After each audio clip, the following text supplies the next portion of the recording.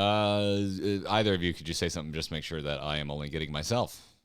Oh, yeah, Something recording to make things. sure that you were only getting yourself. I am just getting myself, but stream is getting you, and that's the way we like it, baby. Hi, stream. Hi, stream. Hi, stream. This is not a high stream, as far as I know. If it was, I missed the memo. I did have I did have a drink called a high noon, but it is unrelated to the other meaning of the word. It's just the name of the drink. I'm so sleepy. Young children in the neighborhood were setting off fireworks until like 3 a.m. Also, my tummy hurt because I made really banging burgers with a high fat content. So I slept terribly. I probably got 3 hours of sleep. Some of it's my fault. Actually, I'm pretty sure the fireworks are karma for being a pyromaniac in my youth. This is just the universe getting back at me for keeping my neighbors awake as a child. Oh, everything just hid. Why did you do that, Windows? Hey, it fixed. There we go. Kerfuffle is yelling banana at you, Hat. I don't know why, but they seem to be very giggly about it. Because the Minions movie came out and has been my life since it has come out. Beedo, And- Beedo. Correct. So, all right, this is perfect pre-show conversation. Perfect pre-show conversation. Let's see here. Let me make sure. Is I it have my perfect dates or is it right. despicable? So that's the wait. thing. So you know Have about we the trends. decided who we're going to shame today, just out of curiosity? I got one today. You got one? All right. You know, if the goal is for this not to be a bit and to maximize income, we should see how many people have the same name and go down if like we want up pledges, if we want new ones, we have no idea, right? And the random I am not is ready kind to of the fun. min-max our stupid name and shame bit. I'm not ready to min-max this. Gerard. Okay, so if Gerard, there's no way we have a patron named Gerard. there's no. Maybe Jerry. You could go Jerry. Maybe they go by Jerry. Not shaming that, by the way. That's my middle name. So, do you both know about the suit trend thing with Minions? The meme. No. TikTok age young people are going to movie theaters dressed in suits in large groups to see Minions. Right? And at first I thought this was strange. And then someone explained this to me in the Reddit comments. Well, the movie came out, Despicable Me 1 came out in 2010. So they were 5 when they saw that in theaters. They're 17 now. And then I crumbled into dust and flew away in the wind.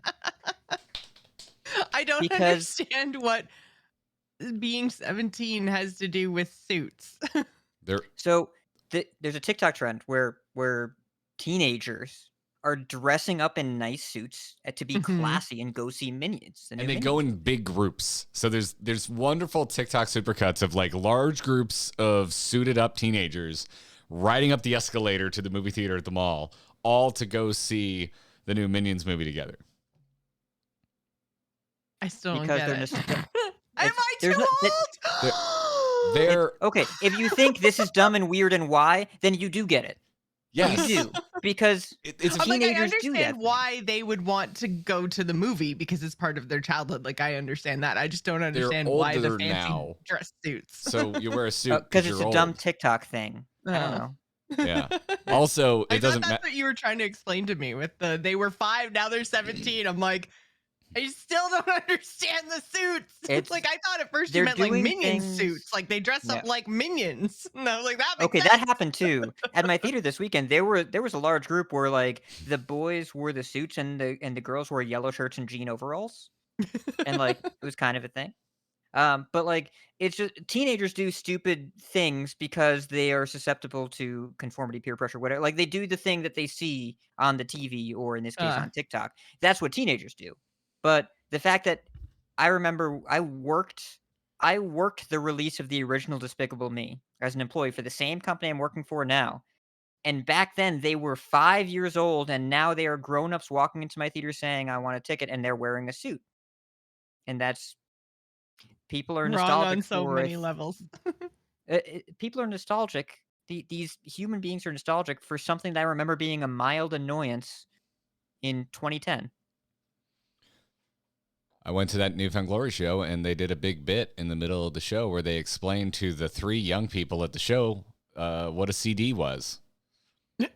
Oh, boy. And they were like, "Are you here with your parents?" "Yeah, your parents probably had to go out to a store to buy the album that we're playing tonight on this thing called a CD." And there's this one young girl, and they're like, "How old are you?" And she's like, "I'm 10. They're like, "Who's that old lady you're with? Is that your mom?" And then the woman shouts, "Stepmom!" And then everyone starts cheering for the stepmom. And the band's like, "Fuck yeah!" And, yeah. We're all old. I give up. Yeah. Yeah. Yeah. Yeah, man. Yeah. Go listen to the last episode of The Instance where Scott Johnson talks about how old his son was when he had his son record fake crying for a bumper when The Instance first started, and how old his son is now. And then welcome your new gray hairs. Just welcome them into the world. I think I'm going to not do that. I'm going to not do that. I thought it was a fun episode. I thought there was at least one really cool person on there, as well as Scott and Garrett. It's self-deprecating humor. That's what we do, folks. That's what we do here on The Angry Chicken.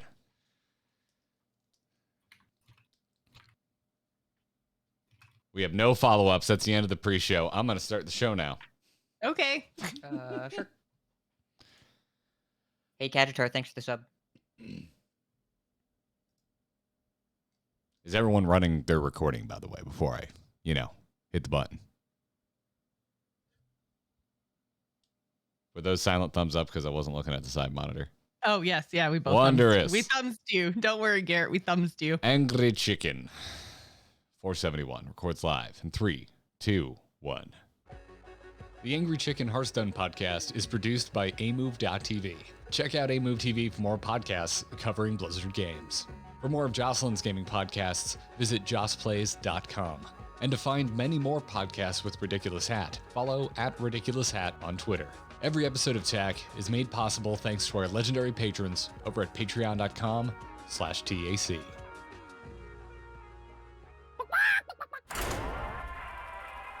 Time's up. Let's do this. Legendary. You face Jaraxxus. You smell like a leper gnome. I knew it. So hot. A podcast about Hearthstone and Battlegrounds. This is The Angry Chicken.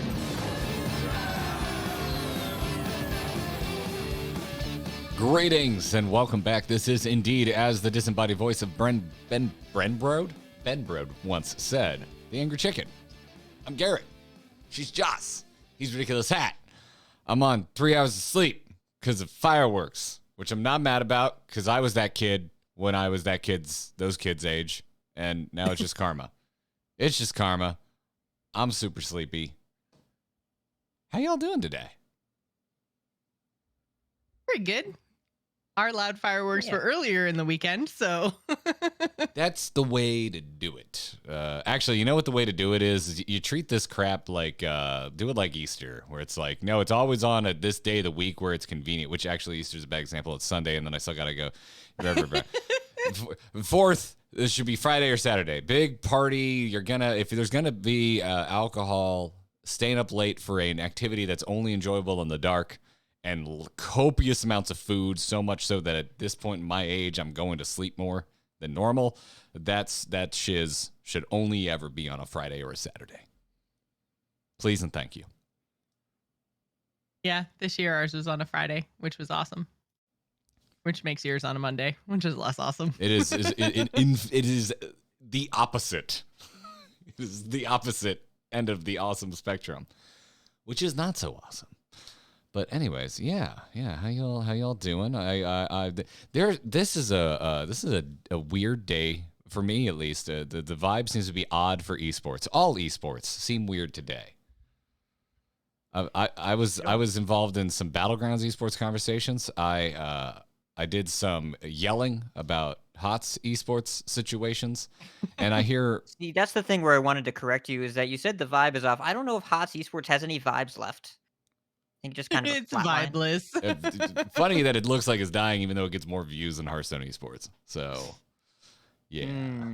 Yeah. Not that it's commentary hard. on both of them. Yes. But yeah, and I hear that, Joce, you have some thoughts on the state of non-Battlegrounds Hearthstone esports. Yeah, I mean, like I did see the Battlegrounds esport conversation. I think came originally from a Sun Glitters tweet, and I don't think she's necessarily wrong. I mean, obviously Lobby Legends is very new. They're still finding their footing, I think, as well as probably, and this kind of leads into the standard esports conversation, probably trying to justify the investment in Lobby Legends. So, like, I don't ever see it necessarily being bigger, but I also understand like her kind of like concerns, comments, and yours as well, because like you're talking about, there's not much of a thread and a story and everything else. And it's very much like, I think it's because they don't show you the qualifiers, like, because Lobby Legends has 2 weekends worth of tournaments, right? It has the first weekend, which is like all the qualifier stuff, and then you get your top 8, and then that's what plays out on stream. So it can be kind of hard to get invested in it, I guess. Like, I feel like the person that I always like to, like, the person I follow and watch who's made it into, I think, every event is Bofer, whether he makes it through the top 8 or not. He's at least qualified each time to that top 16. And like, so I kind of like watch for him and then fall off a little bit. And each Lobby Legends has had its own kind of like theme. And like there was Buddies and Naga, and like something always seemed super disruptive and like fun to watch, I guess, but maybe not as fun to play. And that's kind of where the conversation around standard esports comes in. Is there was a tweet thread from Abar, who is, and I'm gonna double check and see if it's on his profile because I don't want to get his actual like title wrong. Okay, so he is the product manager for Hearthstone Esports. And he basically put out this whole thread about patch timing because that was a big conversation with the release of Renathal only a couple days before the tournament. We talked about this last week. And so I'm just going to read the thread because I think it's really important. I don't want to like paraphrase what he said or anything like that, but he basically said re-patch timing. Why should a multi-million-dollar investment into esports continue to be made instead of spending that money on, say, a multi-million-dollar ad campaign targeted at new player acquisition? That's something I have to be able to answer at all times. Hearthstone is a for-profit business. Esports does not have to exist within that business model. We earn our keep by demonstrating our value to the team's overall business goals as a form of marketing. Selling expansions is at the core of Hearthstone's business, and people buy things when they're new. When there are opportunities to use our program to draw attention to new things available for purchase, those are the moments at which we demonstrate our value. And he goes on to say that, we're all in this together. Thanks to everyone for being respectful, even when you're frustrated, and looking forward to the tournament this weekend. And I think it's the kind of thing, excuse me, that we've been talking about for quite a while, that esports is a marketing tool, but it kind of hits different when the product manager is like, no, legit, that's the reason. Like, hot we damn have do to show things off. I so prefer this line of clarity. Like transparency. Like just own up to he's it. He's actually just telling us what's going on here. And this whole kerfluffle was around yet again. The Masters Tour had a game-changing card released 3 days before the event, because it was also the same day that pre-orders came out. Masters Tour is different. Will make people curious about Prince Renathal. They will log in and see the pre-order thing, and they will theoretically buy the pre-order. All the Lobby Legends tournaments are lined up with Battlegrounds cosmetics, and all the players use those cosmetics in the tournament so that you see them, and then you theoretically want to buy them. This is the entire justification, and this is not new. Abar just said the quiet part out loud. Yeah, but this is always how you justify esports. In Hearthstone, this isn't new in esports. This isn't new in competition. Like anything. This isn't new in like Magic the Gathering did this. They had an event so you would buy packs to have cards to play in the event. Started doing that in 1993. And competition has existed before that. Like, it probably wasn't chess. They didn't invent chess to sell chess sets, but everything after that has been pretty focused on marketing. This weekend, I watched F1, and that's usually a bad example because I cannot afford a Rolex. But they'd also had advertisements for the Halo show on the track, and I was like, oh yeah, I haven't watched that yet. Now I'm seriously thinking about going and subscribing to Paramount. Certainly not going to do it for Star Trek shows, but I kind of want to see that Halo thing.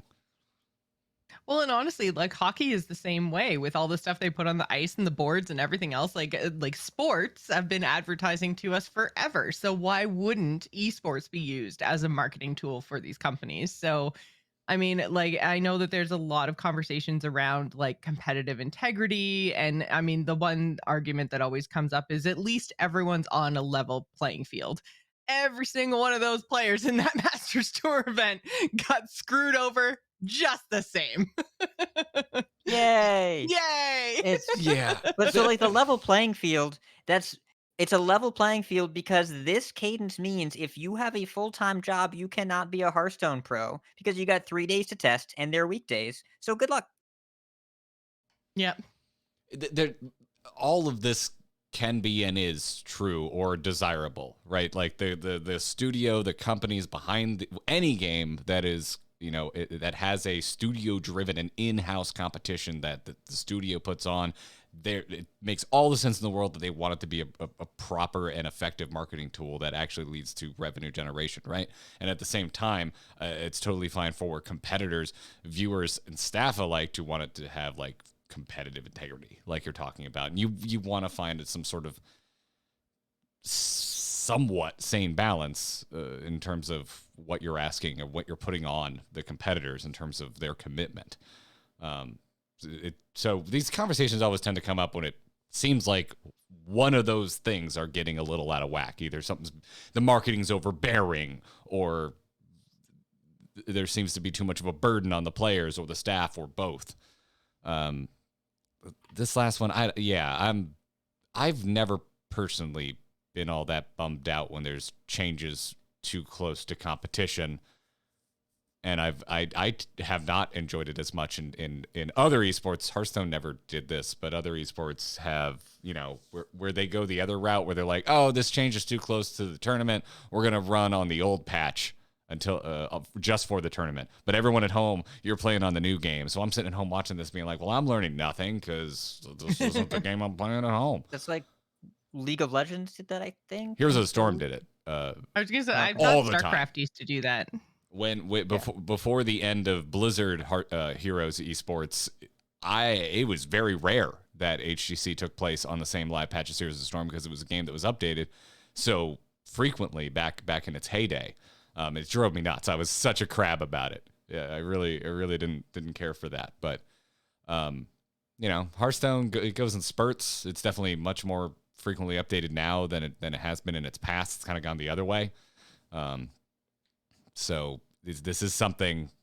It's a conversation worth having, especially with how frequently the game is updated. So it's like, I don't know. To a certain degree, I feel like my opinion shouldn't matter. Like if I'm like, oh, I don't really care if there's changes that close to it. I'm not a player. Ask the players what they think. Get a consensus. See what makes people happy.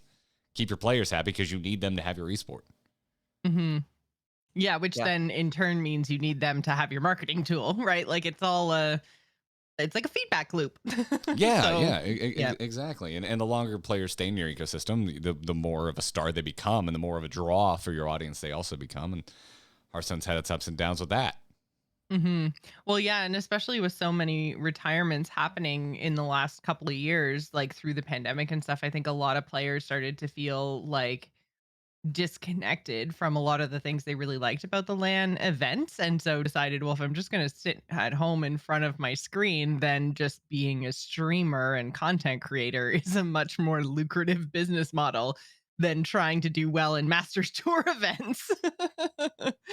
So I think, we saw a lot of retirements out of really big name players. And I mean, that's going to hurt your ability to, get people interested in the esport itself and use it for marketing. So I think I agree with you, Garrett. The happier the players are, the better of a tool, the more useful a tool it's going to be. And I don't know how they kind of go about rebuilding that, because I did see quite a lot of discontent out of the actual players with this specific card. It's pretty hard to find a balance here, and really, Hmm. we're talking a game of inches. Remember when we had Hacker on, he said the window he wanted was 5 to 10 days. We have right now the options, they usually patch on Tuesdays. It used to be Tuesday or Thursday. They've done almost all their patches on Tuesdays lately because they wanna have a hot fix window before the weekend. If something goes wrong, if there's a bug, and they are planning for bugs now, which honestly, they should. So I'm glad they're doing it. If they need a hotfix window before the weekend, instead of having a full weekend's worth of games, which is by far their busiest time, with some kind of bug that breaks the game, it's much, much worse for them. So because it's Tuesday patches and Friday tournaments, it's 3 days or 11 days, right? Yeah, 3 or 4 days, something like 4 day or Hmm. 11 days, something like that. I want to make sure I pick two numbers that were apart by 7 so I don't get emailed. Um, but if you could release a patch Thursday before and then have the event the following week, you have basically an exact week period. That is the perfect thing. But it runs the risk of saying if the patch is a bug, then you ruin a weekend of games for the entire player base. It's a pretty significant trade off. It's one that I would like to see them explore if it was possible for them to have smaller data only patches on that Thursday for the week before the Masters Tour, but 3 days is really, really aggressive, and 11 days would start to feel stale, and you do really want the new thing on the stream when it's at the end of an old meta or when they haven't balanced quickly enough. Like, remember, Alterac Worlds was all Garrote Rogue and Alignment Druid, and it was all older decks, Handlock, whatever, all Stormwind decks. People tuned out. It was the World Championship, and the games were good, but it was just not all that exciting to watch because we'd seen these decks in action for months. The new thing being on stream is better, but you do absolutely want to make your players happy. A lot of the retirements were because of the Grandmaster system being kind of Yes. miserable, and Yeah. there's a Yeah. reason they got rid of it. And new people have stepped up. The rise of Gabby has been really fun to watch. Habu Gabu made 3 top 8s in a row. Unbelievable, incredible, amazing. There are new names, but right now, the idea of you can't prep for a Masters tour because something's going to jack it up because Abar said we try to do that. Yeah. We try to mess So, it up. Yeah. I mean, they know about it, Which, but a week would be so much better than 3 days. yeah, as a viewer, I did definitely appreciate being introduced to the new thing in the hands of players who are going to understand the game on a way higher level than I do. I didn't have a chance to play between the patch and the weekend. So when I watched the Masters Tour and saw the Prester Renathal Druid doing its thing, I was like, what the actual what? Like, what Yeah. is going on in this game right now? And then there was like, oh man, like it was stuff I hadn't seen before, and that was exciting. It wasn't watching the same old thing over and over again, and I was like, "Oh, cool." And then so I watched a little bit more than I probably would have, and I went after the VODs because it was at a weird time, so I didn't have a chance to actually watch it live. So I watched some VODs and I was like, "Damn, this is good." New and exciting tends to be always more interesting from a spectator point of view. Mhm. Oh yeah, exactly. I loved it because I wasn't the one who had to pilot it or had to Yeah. build it and pilot it. I'm sure some folks love watching it when the stream explodes. I'm sure they love watching me in pain. Watching others struggle can be entertaining, but it's not always great or something that you want to make a habit for Mhm. long form competition and long form competition as entertainment. Yeah. It's got to keep everybody happy. It's a marathon, especially if you have Yeah. events as frequently as standard, which is like, again, tie back into the battlegrounds thing. It's like the opposite. There's so many standard events by comparison. Mhm. It's frequent. Yeah, and so this was Masters Tour Vashir, and then there's 2 more that feed into the fall championships. And so if you've forgotten, because I definitely forgot, that means the winner of each of those 3 qualifies for the fall championships, and then it's the best 13 players across all 3 events after that make it to the fall championships. So yeah, I think they're kind of doing their best to create like a seasonal story without relying on grandmasters too much, and I think that this is going to be really interesting because like you mentioned, Hat, that allows for players to have stories like Habu Gabu and hitting all top 8s in 3 events. Like, that's crazy. So obviously that was between the qualifiers for 2 different championships, but still. Yeah, I think there are some stories to be found, and hopefully there's a bit of a resurgence now that we're getting back into a place where maybe we can even have some LAN events. I know Dream Hacks are back, so thumbs up. Yeah, I mean, SGDQ, not a tournament, but was in person this past week, speedrunning marathon. If any of you don't know what that is, go to the Games Done Quick channel on YouTube and watch. It's fun. But like events are coming back in person. Like it's something that can be explored here. It'll be fun to see people in person. Mhm. I don't know. I like the direction that this stuff is going, but there are absolutely some pain points for some of the competitors in both constructed and in Lobby Legends. Lobby Legends is more like, I want to know as a viewer when they are going to happen because I don't right now until I see a Slissa tweet. And Yeah. while the Slissa tweet messaging is, I'm in favor of that, I'd also like some more official stuff just so I know what's going on. Though I do love Abar's Griffey videos about how he picks the players. I think those are great.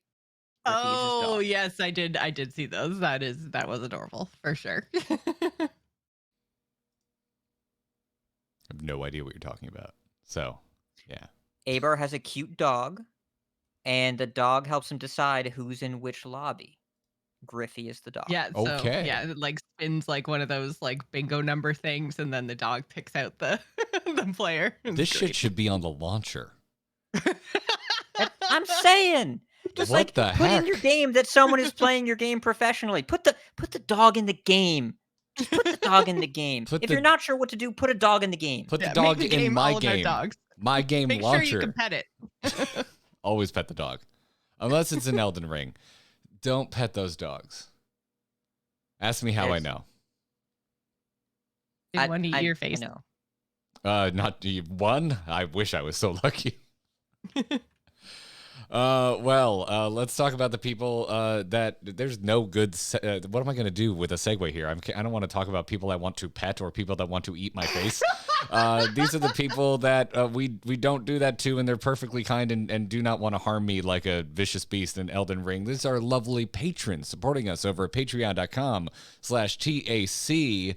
And we want to thank our most recent patron, Matt Jurek. Also, shout out to Adam B for upping their pledge. Adam, I can't help but feel you may have been goaded into upping your pledge. Maybe bullied a little. I'm just going to run with it and say thank you. Thank you, Adam. Yes. Shout outs to Adam. Shout outs to Steve.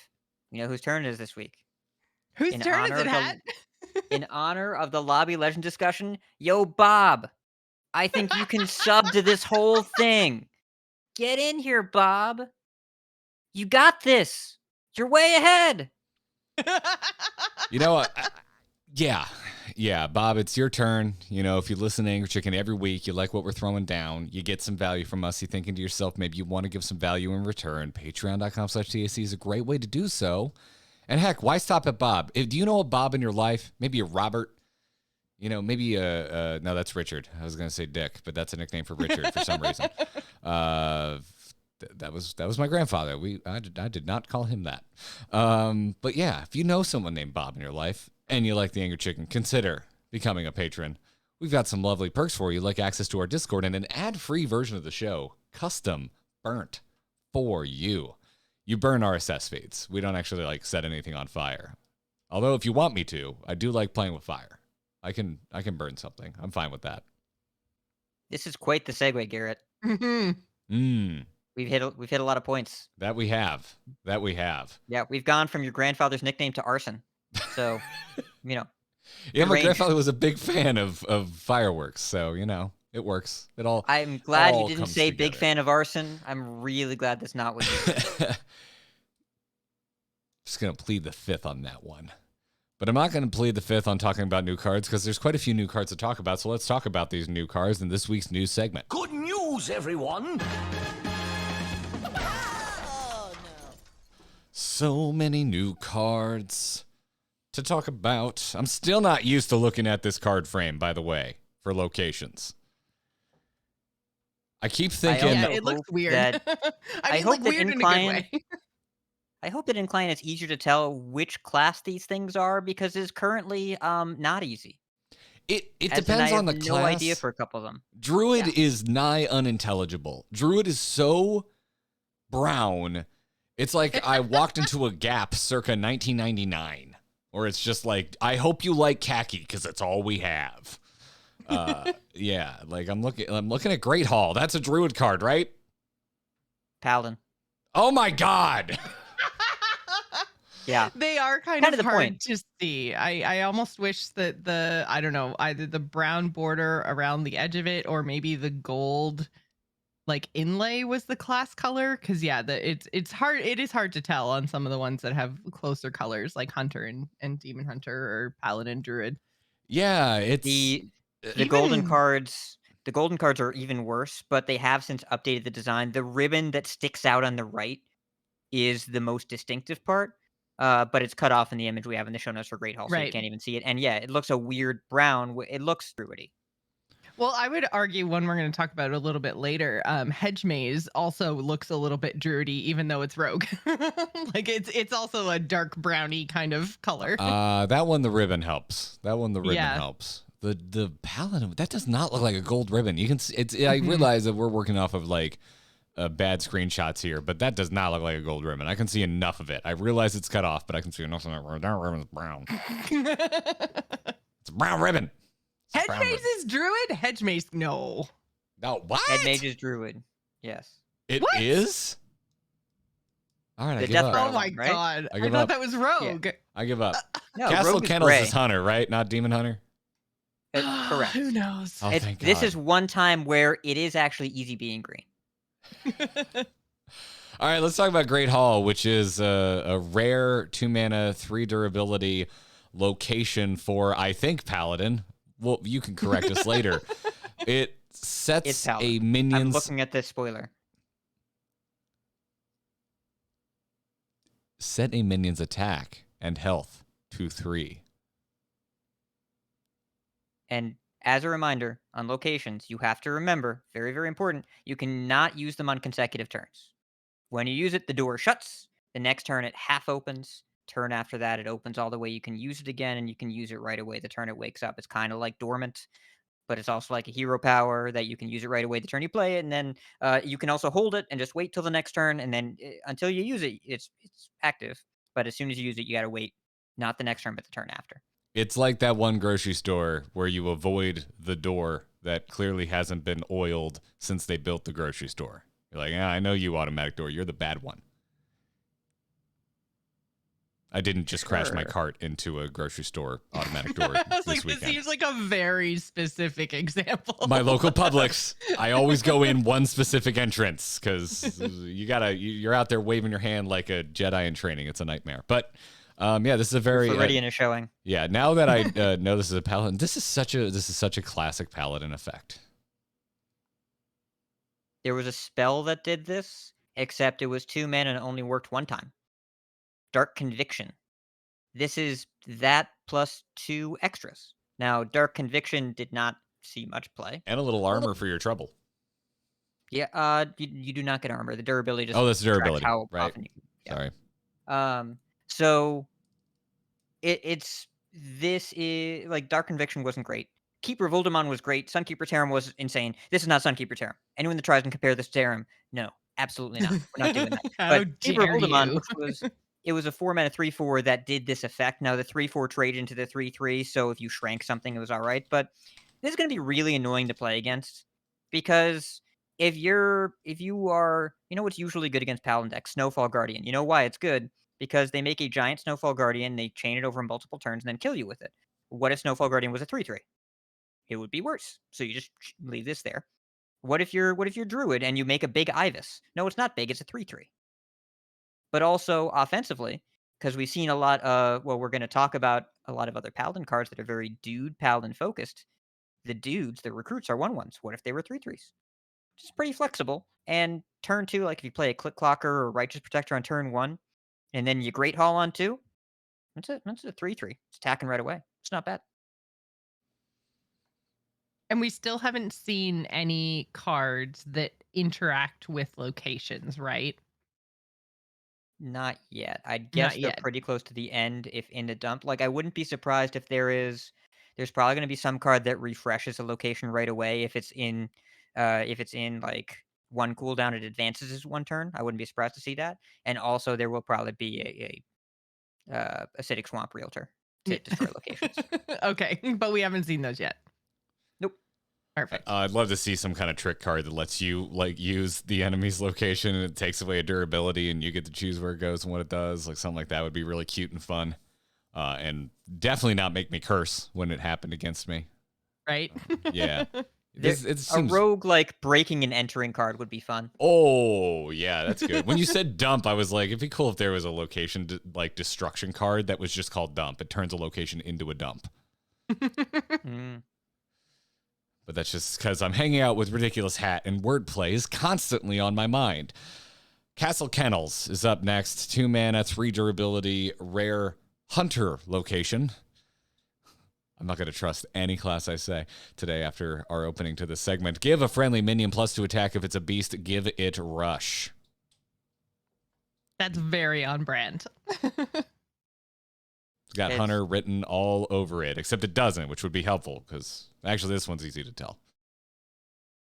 I would have expected the Druid card, the one that activates Death Rattles, the Hedge Maze, to be the Hunter card because they've been trying to push Death Rattle Hunter for so long. But I guess Druid's going to get a little Death Rattly this set. I don't know. Castle Kennel is all right. It's most of the good beasts already have Rush. That's kind of true. It could be okay with a Hydralodon head that doesn't have Rush the turn you play it, but that's pretty niche. It could be okay with Samuro because you still give him +2 attack. But I can't think of too many beast decks that play Samuro, but maybe you do with Castle Kennels. I don't know. I am less sure about this one. Dupless is saying in chat the Lionfish. If you have Slither Spear on 1, this on 2, Lionfish on 3, that could be alright. It's a 5/3 rusher and another 3/3.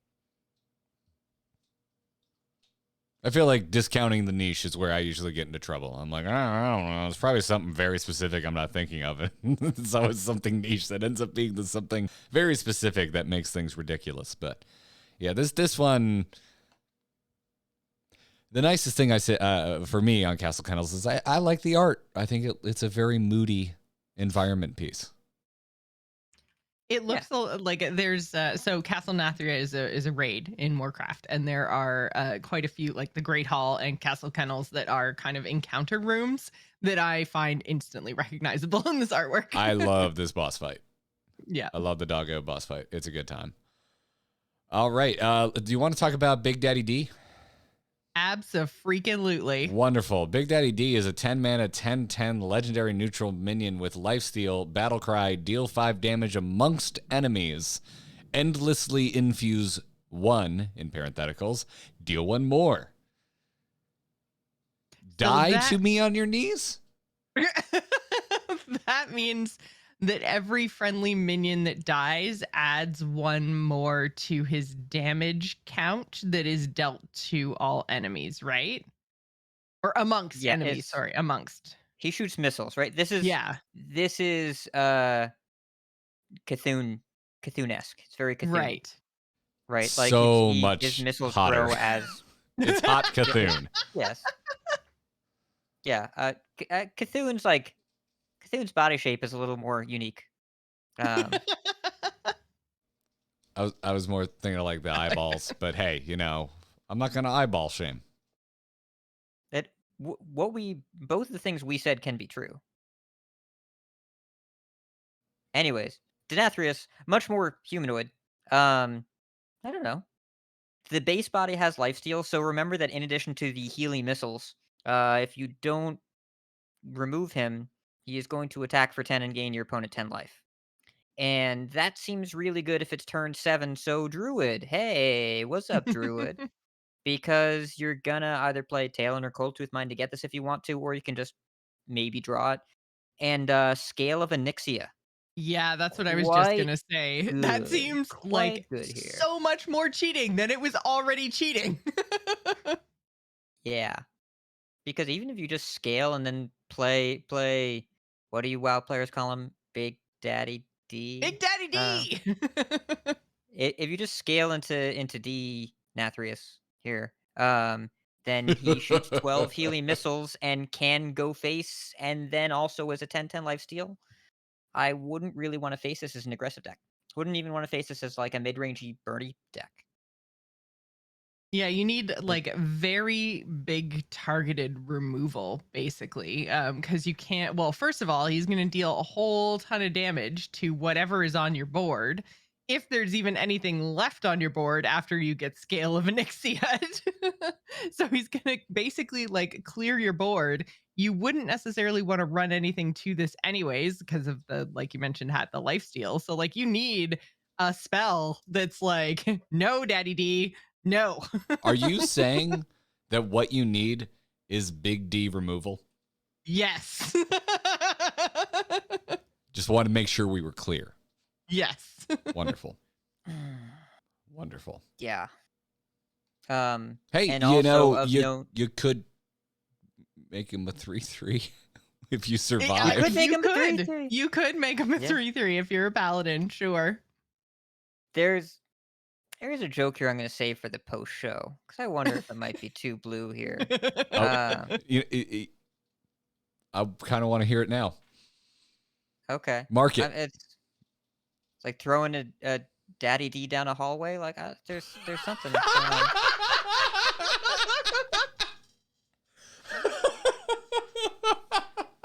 Is that too blue? Can I leave that in? It is. All right. It is quite blue, but it's also of a time that everyone on this podcast is the age of. Yes.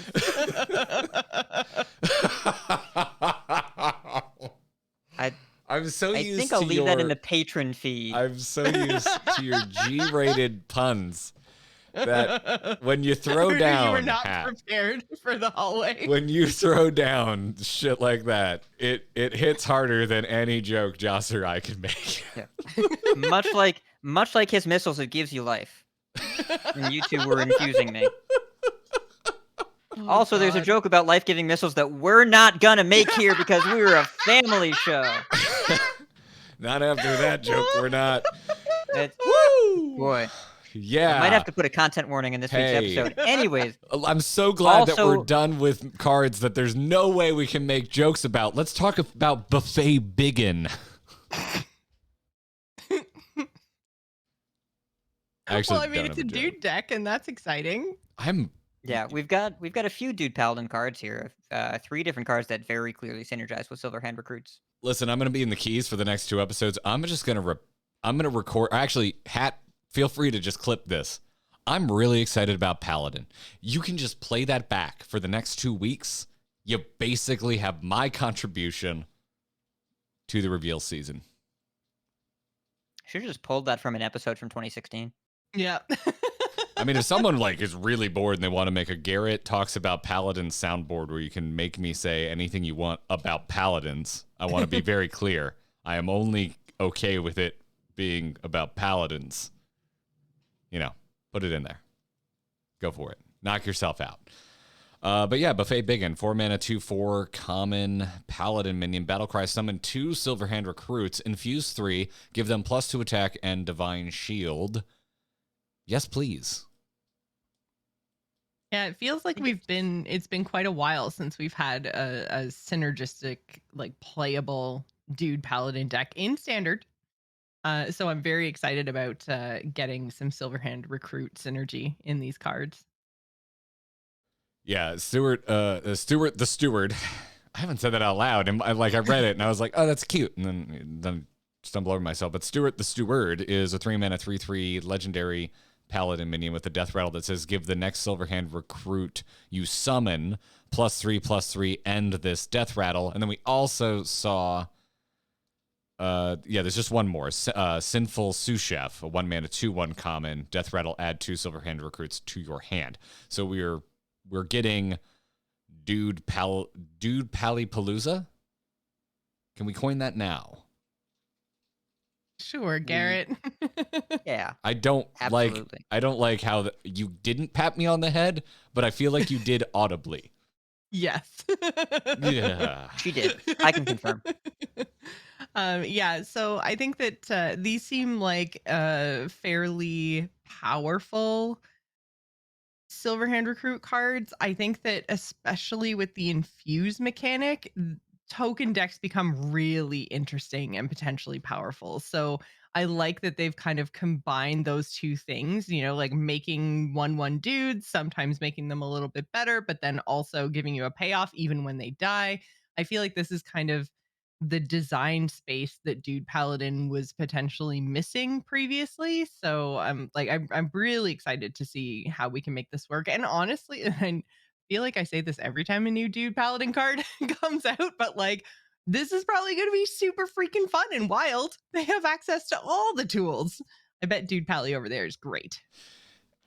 Except it's wild, and you'll probably just die on turn 3. Well, yeah, I guess while you're trying to like do cute things with things that start as 1/1s, and it's just maybe in the next like standard year course that rotation, we'll see more dude things coming back.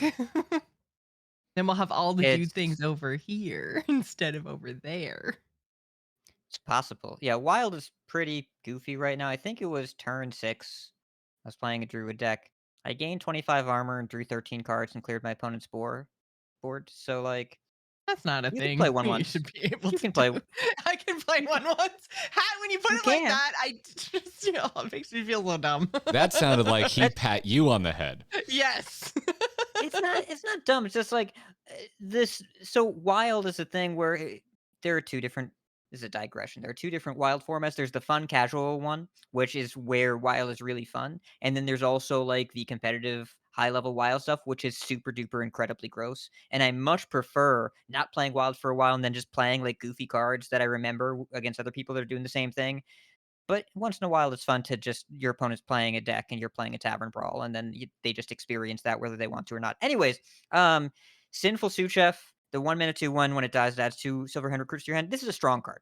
This is tuned aggressively. It is well balanced. It gives you value. It enables every infused card. Paladin's probably going to be pretty heavy on it. This is a really good card. Even if you play it in a Holy Paladin, it is 3 ticks off Light Ray by itself. Makes your Light Ray really cheap right away. You play it on 1, they kill it. You play 2 1/1s, your Light Ray costs 6. You can get it down and play by turn 4, turn 5, whatever. Already just very efficient. Steward is fascinating in that it just is kind of this perpetual buff that if your opponent doesn't silence, it just never really goes away. It's kind of what Quest Paladin was trying to do, but in a way that requires 1 card as opposed to a terrible turn 1 play that involves you skipping turn 1 in your deck built around 1-drops, and then also playing 9 1-drops. This just kind of works forever. Buffet Biggin, I think I'm a little sketchier on, because if you don't hit the infuse, this card is Grim Necromancer. Do either of you remember Grim Necromancer? No. Exactly. Frozen Throne, Arena Common, 4 mana 2/4 that makes 2 1/1s. Without the infuse, it's not very good. If you hit the infuse, it's solid on curve, but you need to have it in your opening hand. But it's a deck where I'm making 1/1s, and I'm probably playing Sinful Sous Chef. It's a deck where shit is dying probably all the time. Yeah. Unless I play Stewart, which I'm just so excited. I love that you ran past what makes me so excited about Stewart, which is you said, well, if they don't have a silence, and it's like, and if they do, they just had to silence a Silverhand Recruit. Like, oh my God. Florida just cracked thunder like crazy. I heard that. Yeah. No. That's all part of the mystery of the murder at Castle Nathria. Murder most foul. Damn it, Florida. That was your cue.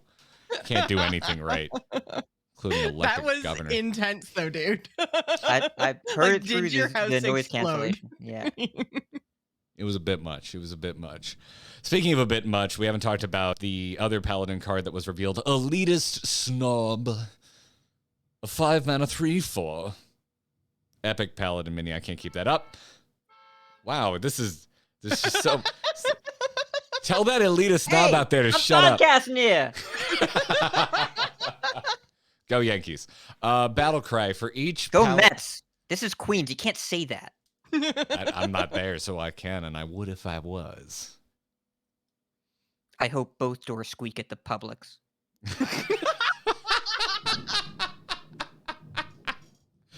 Elite Snob, 5 mana 3/4. Battle cry for each Paladin card in your hand. Randomly gain Divine Shield, Lifesteal, Rush, or Taunt. Which basically means gain Divine Shield, Lifesteal, Rush, and Taunt, You know because who- Paladins don't play any cards that aren't Paladin cards. Yeah. You know who loves playing all class cards? Paladin. Unity, precision, pure affection. He is No Ziliax. magnetic? Well, that's true. No You magnetic. can't make him any bigger. So instead, he's an epic, so we get to play 2 of them in our deck.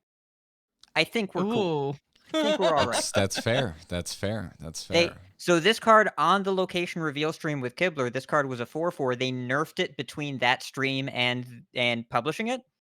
So It's for the best. probably I think this card's gonna see a lot of play. I think we're Are gonna you be saying pretty we annoyed at this card. We could just have more balanced Hearthstone if we just sent Kibler in every time they're about to publish a set? Well, Chalky was playing this. Kibler was playing Mage. Oh. Chalky was playing this. Okay. But Chalky is the lead final designer, so I guess he's well positioned. So is it that we like Kibler enough that we complained that he gets butt kicked? Like, what's the special bit here? There isn't. We just like Kibler and Chalky. They're both cool. That's fair. That's fair.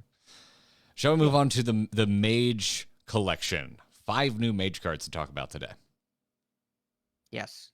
One of them is kind of a standalone card. The other 4 are all very... The next 4 Mage cards and the neutral card should probably be discussed together because they're all kind of this package.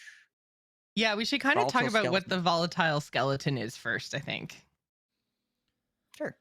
Yeah, so that's a new neutral card. Volatile Skeleton, 2 mana, 2/2, common neutral. Death Rattle, deal 2 damage to a random enemy. And you look at the art, and it looks frosty. But there's no It's freezing blue. mechanic going on here. Yeah. Nope. Yeah, just It's a 2 neutral, damage. and you can add it to your deck, but 4 Mage cards reference this card by name and create it, but you can also just play this in your deck. Yeah, this is Volatile Skeletons are a collectible card. Yeah. Yeah. And so the Mage cards that interact or give you Volatile Skeletons are as follows. Cold Case, which is a 4 mana common Mage Frost spell that summons 2/2 Volatile Skeletons. You also gain 4 armor for your trouble. Then there's Nightcloak Sanctum, new location, 3 mana, 3 durability. Freeze a minion, summon a 2/2 Volatile Skeleton. Deathborn, 6 mana rare Mage Frost spell. Deal 2 damage to all minions. Summon a 2/2 Volatile Skeleton for each killed. Potentially could be a lot of Volatile Skeletons. And then this little legendary here. I don't know if you've ever heard of this character. Kel'thuzad, the Inevitable. 8 mana, 6/8 legendary Mage Minion Battlecry. Resurrect your Volatile Skeletons. Any that can't fit on the battlefield instantly explode. Which we would like to remind you here at the Angry Chicken means the Death Rattle gets triggered, dealing 2 damage to a random enemy. Enemy, not enemy minion. So it can go face. So let's do it. Yeah, we want to like Kel'Thuzad after summoning far too many skeletons and then just like win. It might happen. That'd be pretty cool. Not versus my Paladin, because I'm going to have so many stupid little boys on the board that are going to soak up your all these skelly shots. all your skelly shots. Yeah. I shouldn't refer to them as little boys. But you get the idea. There's a lot going on here. This episode is honestly on brand at this point. So, of note, the skeletons that don't fit on the field and instantly pop do not count towards infuse. They're never made.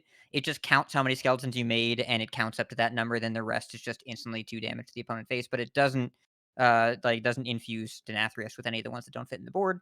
But also, this is a pretty straightforward mechanic and how it works. They want you to look for Volatile Skeletons and click all the cards and put them in a deck. You don't have to do that.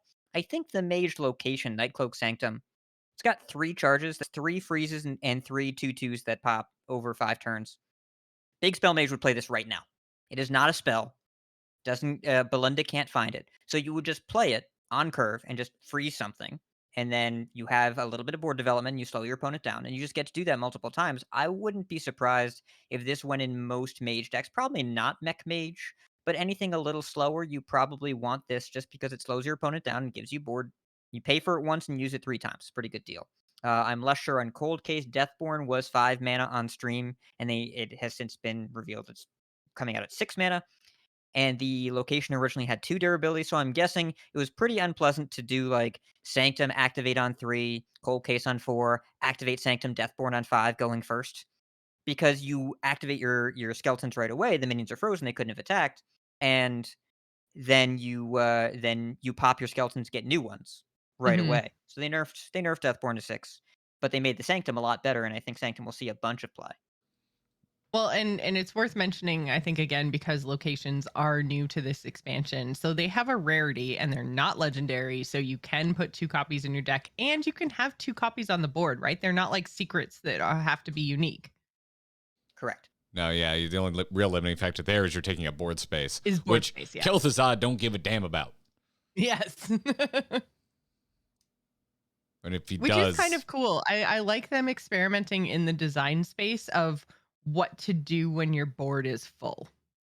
Like something still happens even if you've done a thing too many times, instead of just that all being like wasted effort. it feels very like Battlegrounds effecty to me. Yeah. Like who's the hero? Is it Gallywix where you get gold on the next turn based on things you sold? And it's like this idea of overage or paying dividends beyond what you normally could get out of what Hearthstone allows. It feels like cheating in a way, but like fun and clearly part of the design. Mm-hmm.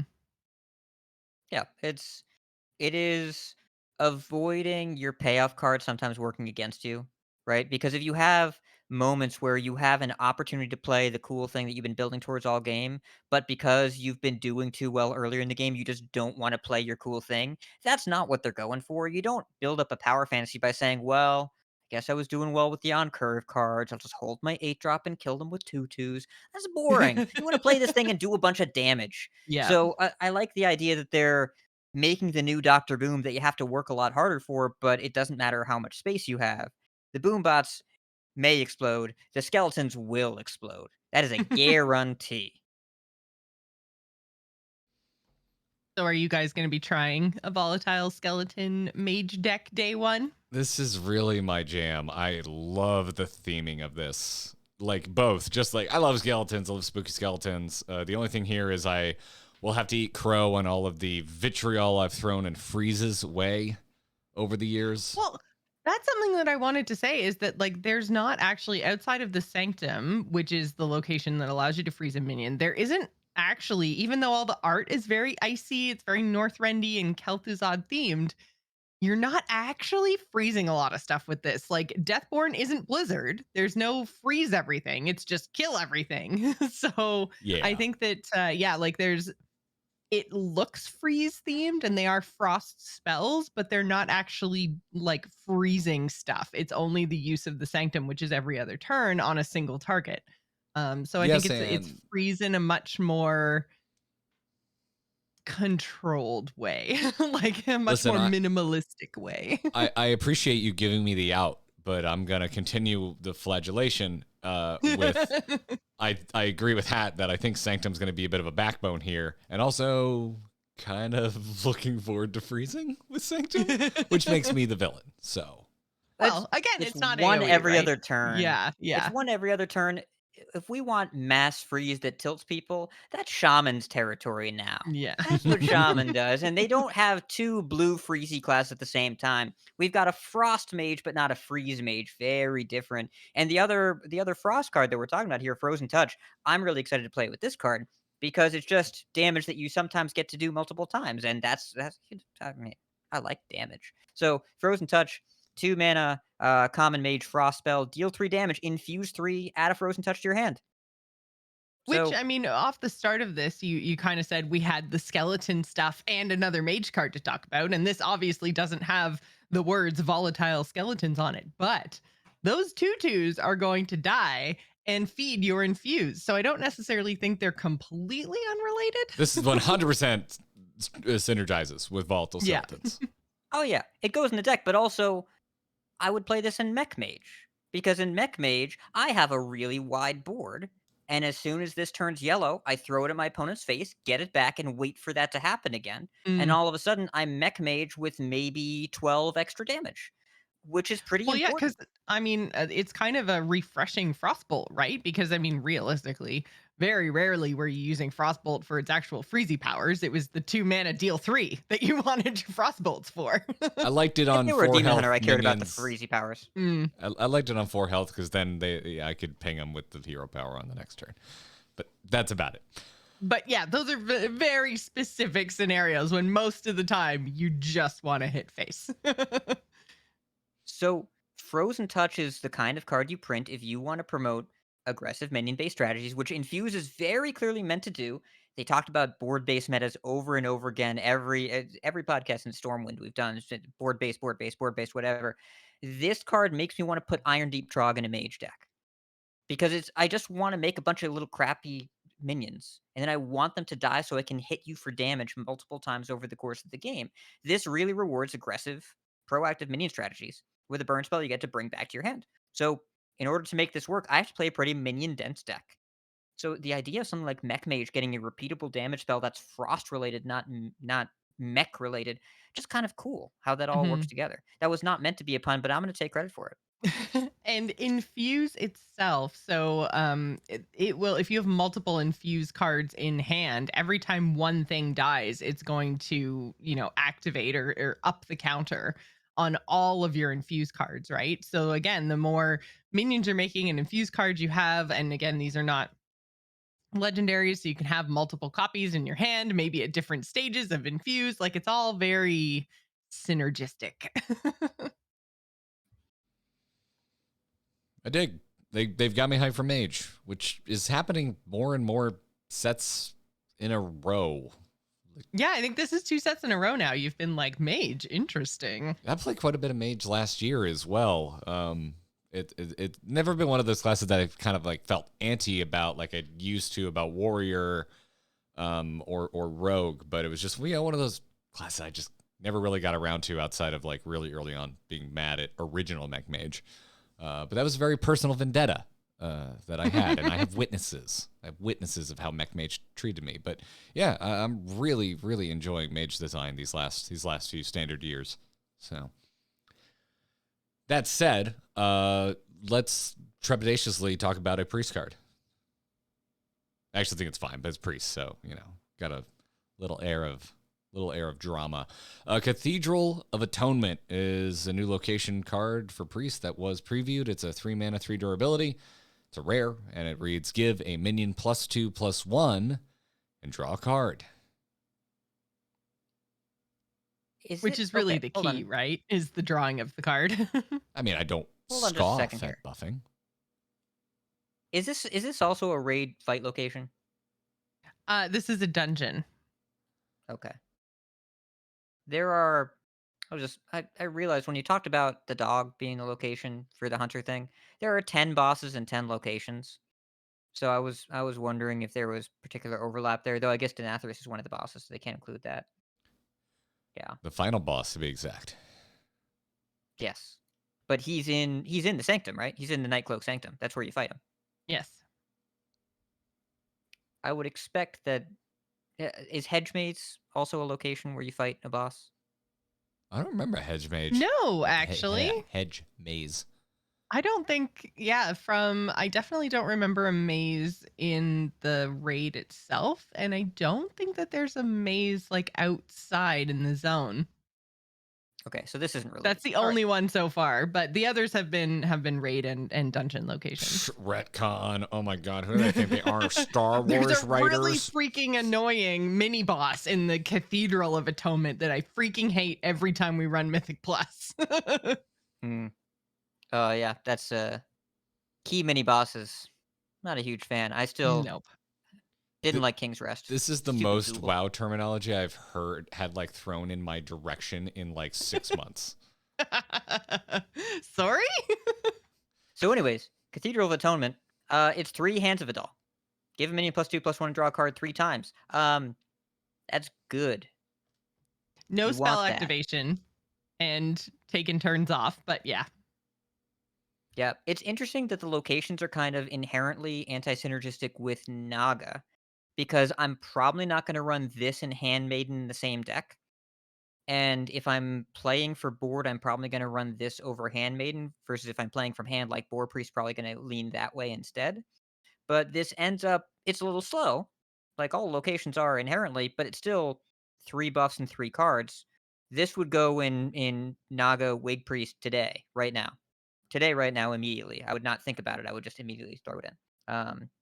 So it seems, I don't know, it's just the deal that you get here. If you're willing to wait for it over a few turns, you're getting a really, really good deal here. 3 cards for 3 mana is fantastic. I would say most of the locations, I think Castle Kennels aside, I would categorize as sexy but fair. Which there's a joke there. I'm not going to make. The Shaman one is TBD. The three evolves one. I don't know if that will be fair. It will probably only see play if it's not fair.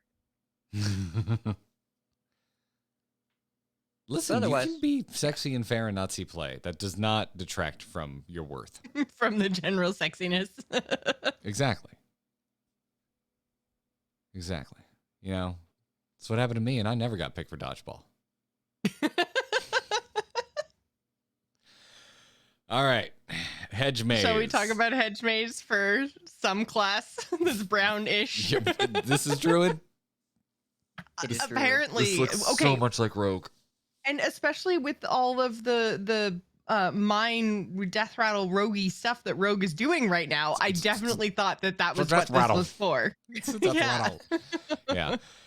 Hedge Maze, 3 mana, 2 durability, rare Druid location. Trigger a friendly minion's death rattle. Well, we'll talk about this again when they reveal the Druid Death Rattle stuff, because we don't have it yet. And I have no idea what this is doing right now. We've been told there is apparently some really cool Death Rattle coming later. I believe you, Hearthstone developers, but I don't have it now, so what can we say? I have no clue what we activate right now. This will be so... Hey, you know, my review of this card is it will trigger death rattles. Twice! And the location is made up. That's my review. Yeah. Some of the locations, because this is a location with 2 durability. So they aren't all 3 mana, 3 durability, right? Oh, yeah. The Great Hall and Castle Kennels that we talked about earlier are 2 mana, 3 durability. So, yeah. This also, is the only one we've seen so far that still has 2 durability. The Mage one was 2 in the reveal stream, but is now 3. It has since been buffed. We are getting hot scoops in the chat right now from one Celestalon, if that is your real name, which I know it isn't. Says, this is reminding me of one of the Druid legendaries that I made the name for, and I cannot believe they let it go live. Following this up with, I will tease you this. Look forward to the name of a Druid legendary. This completely changes my assessment of Hedge Maze. Oh, wait, no, it doesn't. I'm trying to think. So it's probably a Night Fae, if I had to guess. Have we seen the Night Fae character yet? You guys probably have no idea. That was, excuse me, that was my covenant back when they wouldn't let you switch covenants. Okay. Back before they abandoned on their bullshit design. Sorry. Garrett, you gotta stop. Pull the ripcord, buddy. Oh yeah, I should. Let me design an entire expansion around not giving you flying that you asked for. Let me do that. All right. Okay, Celestalon is saying that yes, the Night Fae suspect is Cecily. Oh, I have seen that. We haven't seen that card yet. We have not seen a card with the name. We've Cecily. seen art of all of the suspects. Right, yeah. Where do I let me look this up real quick. Is there a nice promotional image showing all of them? I don't want to scrub through a video. I'm lazy. I'm going to the press site. That's where I'm going. If it's not there. We have not seen the card yet. Okay, I was like, did we just totally miss it? Because I don't remember talking about it last week. Yeah, I can't find. I guess the key art, they're all back there. They're in a fog. Who's the Night Fae? It was. I see them. Yep, they're those big, tall, one of those big, tall, leafy tree-looking creatures from from the Night Fair area. I haven't logged into WoW in half a year. I don't remember. What was the zone called? I really liked it, but I can't remember the name of it. What's the Night Fae zone, Jocelyn? Oh, the Night Fae, Ardenweald. Thank you. Oh my God. Ardenweald is gorgeous. Absolutely gorgeous. Yeah, no, it is by far the best design zone. I spent so much time there in the first patch. But yes, and Celestalon is also helping us out with the name. The Tiernan are the big tree-like folks. Wow, I don't think I ever knew that. That does not sound familiar. I'm not sure I ever looked up what they were called. Love that monster design though. It's good stuff. Mm-hmm. Anyway, none of this helps us analyze Hedge Maze, so we'll no, we're trying to figure out who or what is going to be the druid legendary. That's where this all started, and I said it was probably a Night Fae. I really feel like if you've got a card, especially Celeste, I'm just gonna put you on task, put you on call here. If you got a card where you're gonna go out of your way to tease to us that it's a real noteworthy name, I'm gonna assume it's a pun of epic proportions. And if you don't let RidiculousHat reveal the punny card, what are we doing? The pun of epic proportions. I appreciate this, Garrett, but listen, speaking as a person that is often a pun donor, sometimes I like to be a pun recipient. I'm just saying, I want to be I'd like to, schedule a time to be in the room when that pun gets revealed so I can see your real-time reaction to it. Celestalon, if you give me a heads up, I will record my reaction and I will send it to Garrett. Thank you. Just me. Don't put it on social media because it's definitely not good content for your Twitter. I want a DM, and we had a great conversation about DMs off air before the show. So that's true. We did. Yeah. So Battlegrounds. Let's do it. Battlegrounds. Let's Battlegrounds. Yeah, wait, hold on before we go. I have 30-second thing. If you are a nerd for text box formatting and you like 14 tweet threads, go to twitter.com/mintyfresh. All the things that sound like their eyes are Y's, MYNTY, and then fresh is PH. Twitter.com/mintyfresh.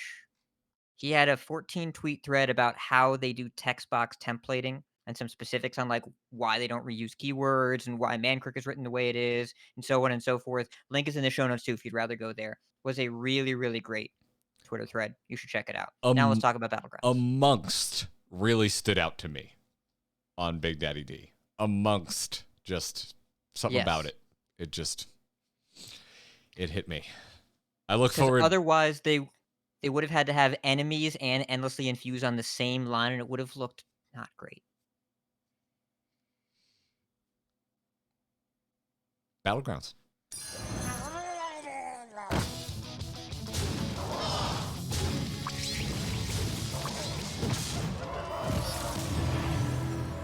Have a good battle, friend. We got a hot fix. We got a hot fix here. Heck, can we just do the rest of the episode in fake New York accents? Do you have one? A fake one? Yes. Do you have a real one? A real one. I've only lived here for a little over 10 years, and I grew up in Mass, so I'm kind of this Northeast pastiche. Oh, no. That explains your baseball opinions. Okay. I didn't tell you my real baseball opinions, and we're not going to talk about that on the air. You've told me them in the past, and yeah. Okay. That was a mistake. I must have been drunk. Anyways, let's continue. That tracks. Yeah, we got a hotfix on June 30th for Battlegrounds. A lot changed with last week's patch.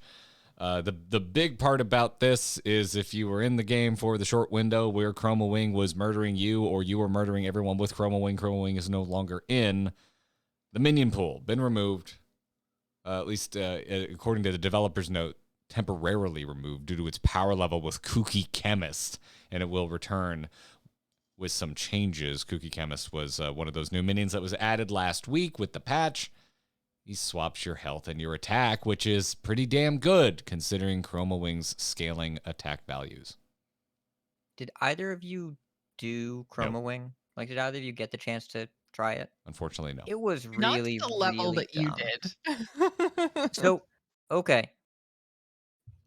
I will call myself somewhat casual at BGs. I'm around 5K MMR right now, but like I don't play a lot. I'm having a lot of fun with it right now, like I talked about last week's episode. Mhm. And a friend of mine in a different Discord talked about just linked Jeef's stream on the first day, and all Jeef was doing is stay on one. You either buy Chroma Wing, or you roll and then find Chroma Wing, and then buy it. You find some way to buff its attack one time on tier 1, either a Quillbore or a Spellcraft or whatever, and then you level it, and you find a Kooky, and then you flip it, and then you win the lobby. So, I did this for 2 games, and I got instantly 2nd and 1st. Both were Murloc lobbies. Ideally, you want dragons, but no Murlocs, but both were Murloc lobbies, so I leveled to 5, flipped it. The next 3 combats immediately went to 100% win. The rest of my board was 2/2s. There was nothing good, but I had a 9 435. So it didn't matter because nothing could kill my thing. So I just rolled and I bought first 2 cookies so I could flip, level, flip back. And then also every Murloc I saw pivoted to Murlocs. Not really a pivot. It was a really slow pivot because I had 4 turns to do whatever I wanted because I couldn't lose a combat because of my 1 minion. Leveled, flipped, leveled back. Went off, switched to Murlocs, made it to the finals, one time I won. It was with me, who doesn't play BGs very much, learning this from one Twitch VOD in about 15 minutes. It was brute forcible and kind of dumb, and then the next day, everyone was trying to do it, so that meant the one person that found the Chroma Wings won, and everybody else died on 1. I'm glad they patched it, and it took them 2 days to do it, and that is about the right speed. It was a fun cheese strat for a minute, but, like, it should not have stayed in the game. It was ridiculous. I've been having a So lot of then- fun with Murlocs because everyone is contesting the living crap out of literally everything else. Yeah, I think mechs are looking really, really good post Greasebot change. I've seen a lot of mechs in lobbies. I didn't find Greasebot. I've had one game where I got a decent mech comp. It was turn 16 when I found my Greasebot. Still got first place. It's a good card, especially with mech rolls. Really good with mech rolls. Yes, it is. Mech rolls are they're good. They're good with that. It's absurd. It's truly absurd. The 5/5 magnetic also just helps mechs go. My God, does that smooth out the mech mid game? Because I just felt like before the Greasebot change, you know, I've always loved mechs. It's always been my favorite thing to draft. And it was just like, I'm just praying for Leaper. And there were just so many games where I was just like, I guess Leaper isn't in this game, even though no one else is drafting mechs and you just seem to never find it. So having one more way to buff the attack value of your mechs, specifically your Divine Shield mechs, any of them, it's great. They're in such a good place. Pirates are still, top of the charts as well. They're still doing very, very well. I had a truly dumb APM Pirates game last night during, it was lovely, like 3 a.m, just sitting there, cursing the noise outside, not letting me go to sleep while decimating all before me with my all golden APM Pirates board. I floated so much gold. It was disgusting. I think I still came in second. What did I lose to? Anyway, I had a very good time. I haven't gotten to play APM Pirates in a long time, and I didn't have lag. So it was nice. Yeah, they basically fixed it, I think. Yeah, From what I can tell.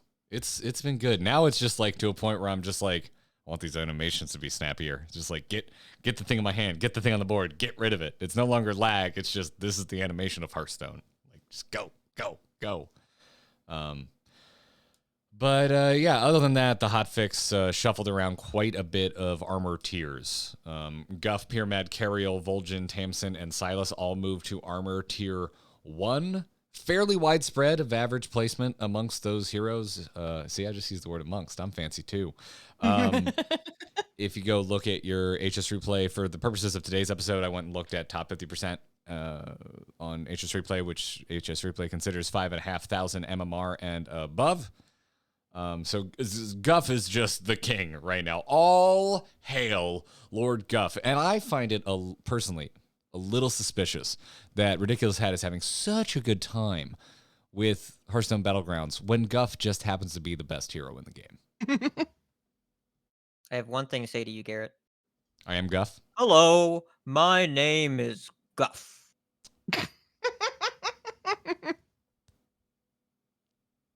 Moving on, Cthulhu, Sindragosa, Kel'thuzad, and Tavish have moved to Arbor Tier 5. Bigglesworth, Maleficent, Kurtrus are Tier 6. And then we've got some single-tier stragglers. Ajara is now Tier 3, and Alexstrasza is now Armor Tier 2. There you have it.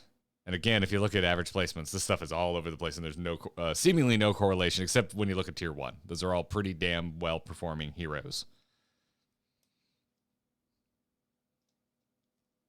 It's I don't play at a high level. I see the high level players posting Shutterwalk things. What they do looks broken. They're all complaining. Yeah, I've seen so many complaints about Shutterwalk, and I'm just like, I don't know how to do that. Yeah. It's like up here BGs, and I'm down here BGs. Well, it doesn't seem most difficult, players but are I'm down not here pulling BGs. up to that level. So. Yeah.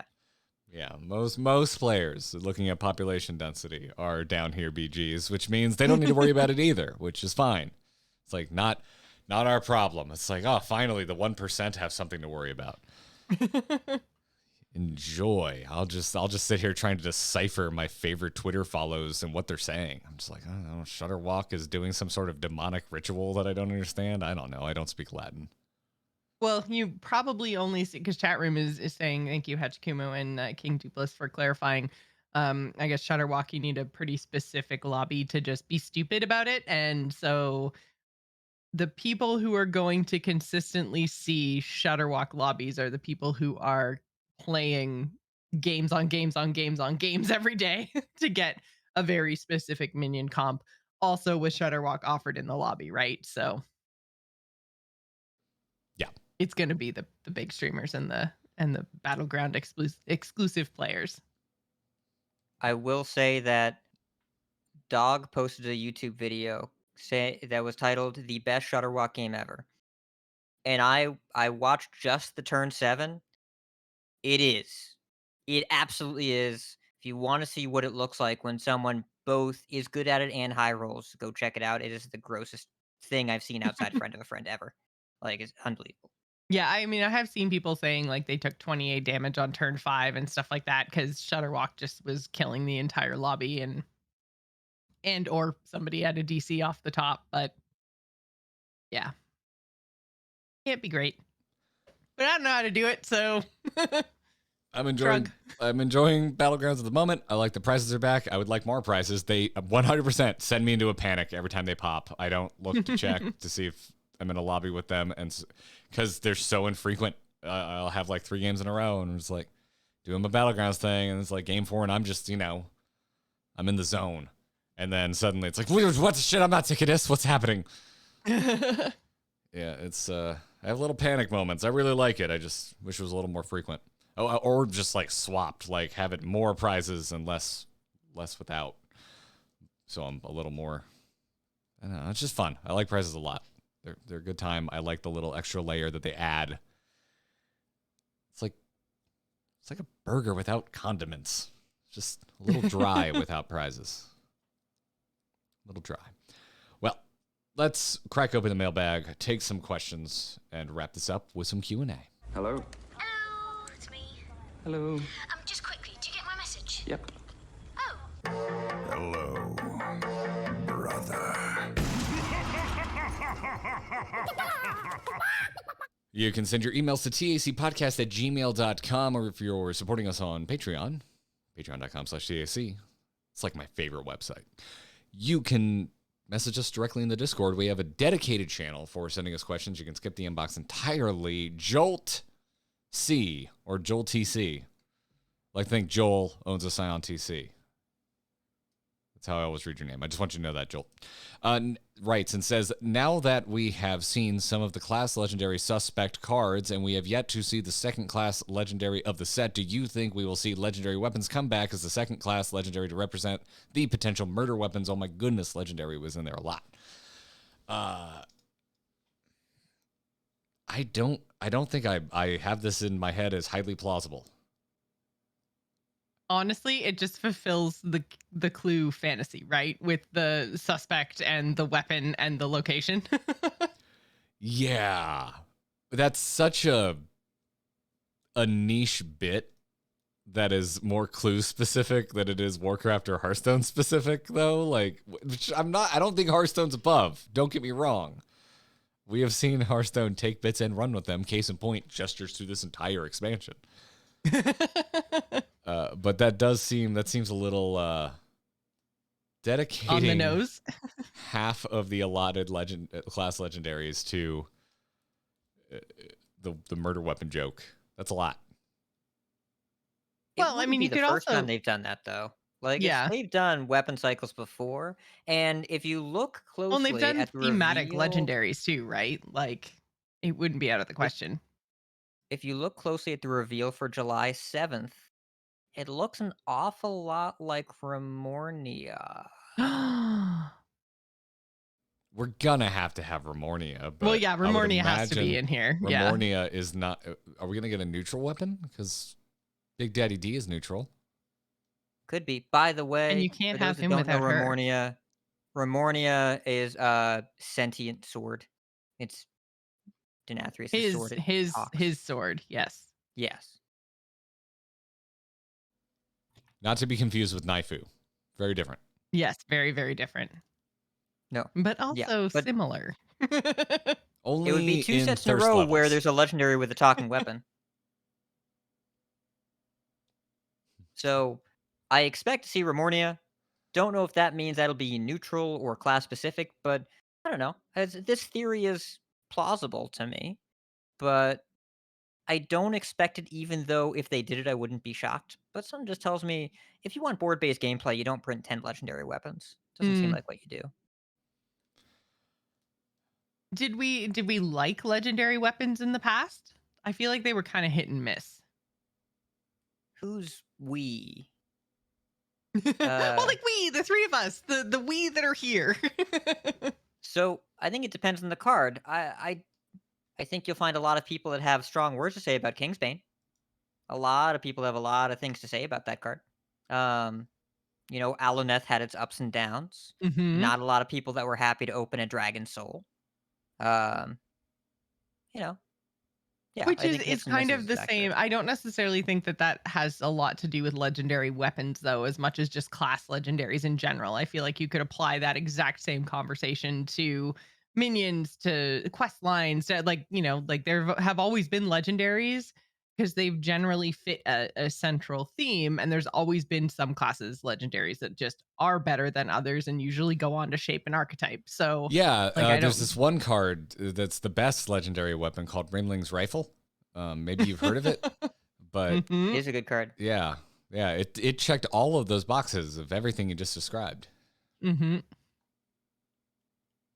one might say defined a generation of Hearthstone cards. Who would say that besides you? Doesn't matter. He said it, so therefore. It's true. And yeah, but I suppose also they don't have to be symmetrical, right? Because we're thinking about the idea of symmetry, but what if they weren't? What if they just didn't? Explain. You're saying symmetrical as in everyone gets one? What if they were just like, it feels right in this class, you get one? What if it's not? Right. What if it's not a cycle, but they just give one to warrior or whatever? Like they've been doing a lot more of that. We get like Mm-hmm. rando hero cards. Like, hey, we're vibing. We're vibing on a hero card for this class. They get one. Sorry, everyone else. Go screw yourself. And They're Fist nicer of about it, though. Ra-Den was just a random shaman legendary that was thrown in a mini set. They've done this before. So yeah, it's because the idea, this question's about a cycle, and I get the idea. Wasn't like you said, Joce, Valinar it's like just a total clue rando fantasy. legendary weapon? Or was that part of I think that was the K and C legendary one, right? Oh, you're right. The Kobolds legendary cycle. Yeah. Yeah. Why do I But there have think been of a couple of them here. Yeah, I think I was just playing a lot of Paladin at the time, and that's probably why I think of it as a standalone, but it was definitely, yeah. Because you just ignored everyone that wasn't Paladin. Wouldn't be my first time, and it's not going to be my last. Don't judge me. Where are my single class players at? I want to hear from you. I know you're out there, and everyone just let these two tease me. next next episode's email section, when Garrett's not even here, is just going to be us reading comments about how people support Garrett and how he's right and tons of people only I'm all play for one it. class. Listen, if how I am here in spirit while I'm in the Florida Keys is a bunch of other people saying Garrett was right. Oh, I can't think of a better way. I'll be soaking up the rays. Actually, I won't, because it's recorded so late. The sun will be gone. I'm gonna be soaking up the rum, and I'm just gonna I feel a wonderful disturbance in the force, as if multiple emailers to tacpodcast@gmail.com cried out in unison, Garrett was right. Pandering will get you everywhere, Hachikumo. Thank you. Hat, who's our next question from? One more question. Here's from King Dupless in our Discord. Here's a question I want to ask folks in the host. What's everyone's opinion of Big Spell Mage? I mean, playing against it, how healthy does it feel to play against in your opinion, feel, and or data? So this question is secretly saying, why am I getting Yogg-boxed again in competitive standard? That is what this question is saying. I understand that question. I think it's a reasonable question to be asked. Along with Grey Sage Parrot, you're getting Yogg-boxed 3-4 turns in a row. That's a lot of boxes, right? And Who while doesn't Rune of the love a lot of Archmage, boxes? yes. We're going that. and- Okay, that's where we're going. You can't She's speed it Canadian. up In like holiday, that. in Canada, they have a holiday called Boxing Day. It's a very We exciting do. day. We like to celebrate boxes. I don't know what's wrong with that. I like that Blink-182 It's- song. That's all I know about Boxing Day. Yeah. So, getting Yogg-boxed a bunch. Now, while Rune of the Archmage, it has a narrower range. It's actually less random, and it was revealed by a very handsome podcast. But even though it has all these qualifiers, yeah, I mean, if this was the thing going on in standard for 6 months, it wouldn't be great. But it's not. It's been going on since they nerfed everything else. If you want to beat this deck, it's not really all that hard to do. You hit him in the face. You get your spells out of your hands so they can't swap. You play Okani on minion, by the way, not on spell. Because they always do the coin to test to make sure that you don't eat their spell, and then they play a minion, you eat their whole turn, and then they lose. You can play things like Ice Trap. Have you ever seen a big spell mage play a Belinda, and the next turn they just play a 5-mana spell and they Ice Trap, then you play another Ice Trap, and then they leave? Fantastic. Really great experience. Would recommend. But this is the tail end of a low power meta when people are so bored they put 10 extra cards in their deck just to see what happens. So this is going to be around for a while. It's not the best thing to do in standard, but it's a part of the standard experience. If it stayed into next expansion for a while, I would want them to change it. For right now, I think it's okay because it's not far and away the best thing to do, even though losing to it can be frustrating. But here's the thing. If they start ruining you and you don't want to be there for it, just go. It's all good. If anything, Marvel Snap has taught me, just leave. 1 or 2 episodes ago, you hit escape, you line up where that concede button is, you hit escape again, it goes away. Leave your cursor there. Leave your cursor there, and then if the thing that you're like, if this happens, it's over, happens. And you're it's ready. a nauseating length animation. You're out. You're done. You're gone. It's wonderful. It's how I like Big Spell Mage. It's a cool deck. I haven't been playing a ton of standard, but I slammed quite a bit a couple weeks ago, and I didn't really see any of it. I saw some mage, but it wasn't big spell. Yeah, I feel like I don't see it very often. I feel like it's very like thematically mage. I think that it's the kind of thing like Hat mentioned that's going to be around in a kind of slower 4-set meta. And I think that's okay. I don't really think it's going to stick around. We talked today about the Volatile Skeleton Mage that's probably going to pop up at least for a little bit when we actually hit the expansion release. Like, it kind of ticks all my this is fine boxes, and not like this is fine with all the fire in the background. Like actually legitimately fine. I prefer the fire Elmo emoji anyway, or not emoji, GIF meme. Yeah, I think it's fine. And like you both have said, if you really don't like playing against it, then go find another game. Like not like go queue into another match, not leave Hearthstone forever and never come back. Yes. Yeah. If you don't like Root of the Archmage, just quit and uninstall. Yeah, just quit, like, no. leave.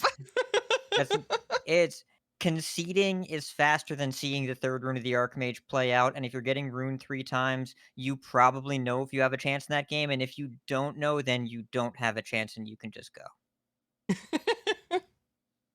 But, it's the same sort of thing that, like, again, this is my rule against Baron's Priest. If I got to turn 10 and I didn't kill them with Wicked Stabs that turn, I just moved on to the next one because I knew that them having a low life total and me being close to winning the game were really not the same thing. So it's the same sort of thing where the game is going that long. And sometimes you end up with the current standard, I will say, if you wanted value grindy games, if you were the listener that said you wanted that, you got it. I played Renathal Quest Priest against a big spell mage, and the game went for like 15 turns, but I sharded him, and I ended the game at 32 or something like that. I hope everybody enjoyed episode 471, the most mature episode of the Angry Chicken. Shard is the name of the card.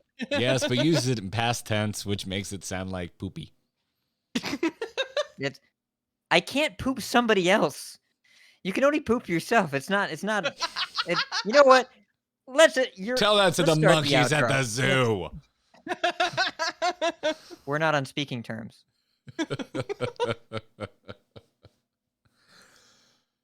Dibblets, thank you for your email. Thank you, everybody, for writing in today. Again, tacpodcast@gmail.com. Or if you're a patron, hit us up in the questions chat in our Discord. Speaking of our patrons, thank you again for the support, everybody. Patreon.com/TAC is where you can go to support the three of us. It's a very good website. You should really just go take a look. Look around. And then if you're there and you got an extra buck, you can get access to that Discord. You can get an ad-free version of the show. We're looking at you, Bob. You can't even get a taco at Taco Bell for $1 anymore, but you can support three of your favorite podcasters and get an ad-free version of the show and access to our Discord community for your time. So, I'm just saying. If we get a patron by next week called Bob the Bartender, I will send in a selfie video that y'all can include in the episode of me going, "Oh my God, we're famous!" Amazing. Yeah. And so if I miss that. So if your name is Bob, or even if it's not, but you can make it Bob on Patreon, you know what to do. We're gonna just get to make Garrett phone multiple. in on vacation. Multiple Bob the Bartenders. We want to clarify, by the way, when we call out patrons by name, first of all, you don't have to have that name to be a patron. Second of all, if you want to fake it, we're cool too. We don't verify. We're not the IRS. You're not going to get audited. If you want to give us money, whether it's part of the bit or not, You might get audited, but not for that reason. That's true.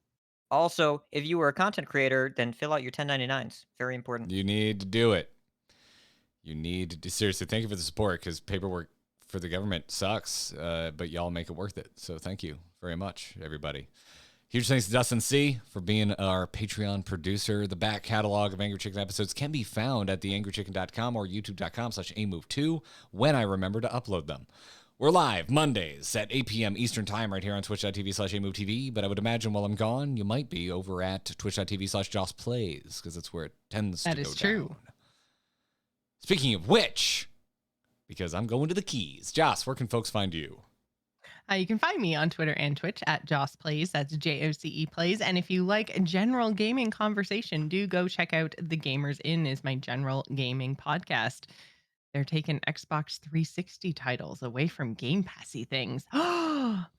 Bum, bum, bum. I'm going to be so mad about that shit that I don't play. Right? That is so much what the discourse feels like right now. They're taking things away. Pitchforks. I never played them anyway, but it was there, and now it's not. Y'all, do you get mad every month when you check Netflix? Everyone is mad all the time, Garrett. You know how much stuff leaves Netflix every month? You go on HBO on the first of a month and you're like, what do you mean that thing that they actually put a segment up said leaving soon is gone? How dare you? I am furious that I don't understand how licensing works. I also don't really understand how anyone can feel like, even with these adjustments, that Game Pass is not good value for the money, because it's kind of dumb with how much you get. if your full-time job was playing through the Game Pass portfolio, I don't think there are enough hours in the month to keep up with what they have on there. In the month, in your lifetime. We will all go to our grave catalog before finishing everything on Game Pass. But they're gonna take away, I don't know, some. Don't you dare game say that Crimson came out Skies. 15 Don't you years dare ago. say Crimson Skies. If you go for Crimson Skies, I will jump through the internet at you. I don't What about actually know. Crimson? I don't know if they're taking it away. It's just a really good game. Really good. Play Crimson Skies if they still let you. And if they don't, now you have my permission to be angry now about it. you can get angry. Well, we'll talk about everyone getting angry on this week's episode of The Gamers In. The Angry Gamer. Yeah. RidiculousHat, where can folks find you? You can find me on twitter.com/RidiculousHat. Also, I do multiple other Hearthstone podcasts. Coin Concede, we make the competitive side of the game more accessible to you.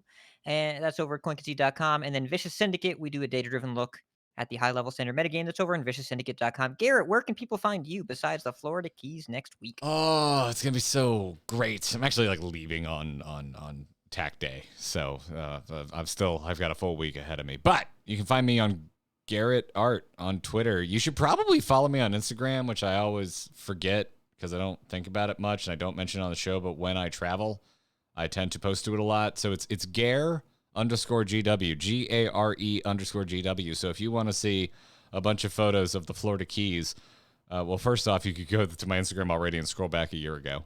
Or you can just follow me there and wait because I'll be posting. I'll be journeying through all of my favorite watering holes, doing a lot of eating and doing a lot of floating in the ocean where you won't get to see that because I ain't bringing my freaking phone down to the salt water. Are you crazy? Also, check out my YouTube, youtube.com/AMoveTV, playing through Final Fantasy XIV for the first time, about to wrap up Stormblood and begin my journey into Shadowbringers, which I hear a lot of people have very strong positive opinions about, and they're a little excited to hear that I'm about to start playing it. So you can follow that journey. Wait, hold on. Gamers, what's that word you use in the middle? Positive? Yeah, positive. Positive. Yeah. What's that mean in gaming? In my short experience with the Final Fantasy community, positivity seems to be connected in some way to thirstiness because it's a very thirsty group of gamers over there. It's equal opportunity sure they didn't thirstiness. Mean suppository. They sound very similar. No, definitely not. Definitely 100% not. No. It will not make you poop. If it does, you should probably see a doctor. It's not what a suppository does. You're right. I just realized that's not what a suppository does. Final Fantasy does not go there. Don't put Final Fantasy there. Don't do it. Bad joke, Hat. Bad. That's a bad hat. All right. Enjoy Bad Hat and Jocelyn. While I'm gone, I'll see y'all soon. Didn't like being the butt of the joke.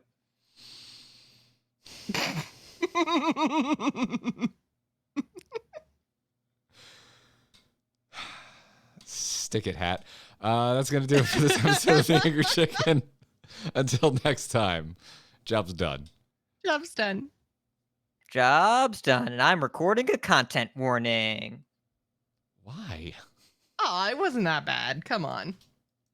I don't know. I mean, I guess Life-giving missiles was fucking hilarious. You could make that the title of the show, but I'm worried about the thumbnail.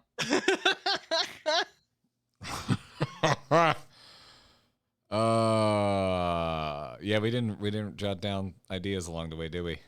No. I mean, you could make the title of the show Life-Giving Missiles, but I don't know if we get more sponsors.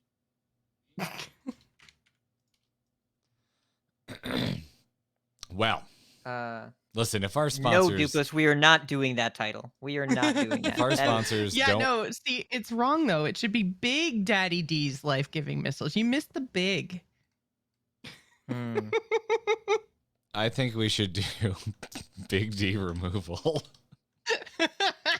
I mean, I'll name it whatever you guys want. Just going to put that right there. Okay, wait, hold on a second.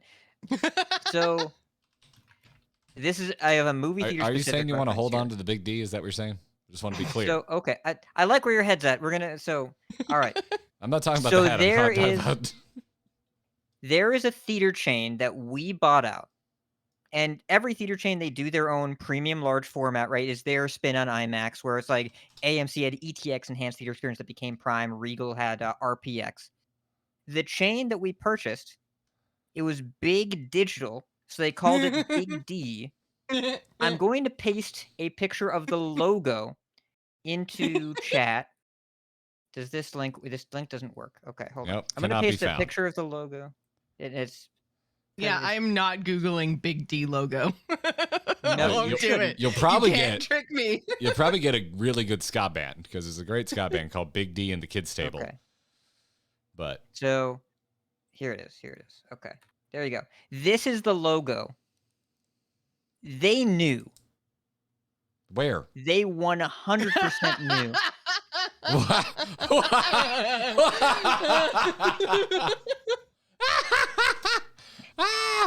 I'm putting it up!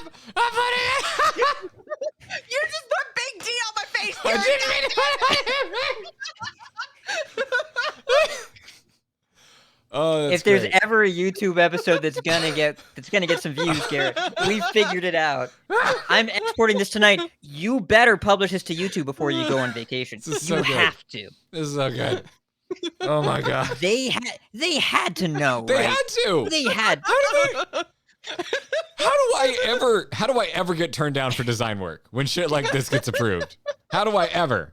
The first thing, I promise, I'm going to start, this is going to go on my business card. I'm going to put this on my website. I promise to tell you when the thing you're asking for looks like a dick. That is a service I will provide you as your graphic designer. Hachi, we can't make this a thumbnail. It's copyrighted. We bought this company. Hold on. We could pixelate most of it and then, leave just the tip exposed. Just saying. Oh, God. Of the D. The tip of the D is what I'm trying to say here. I don't know why you're laughing. No, we figured out. We got it. Hat, thank you for sharing that. This is a very special...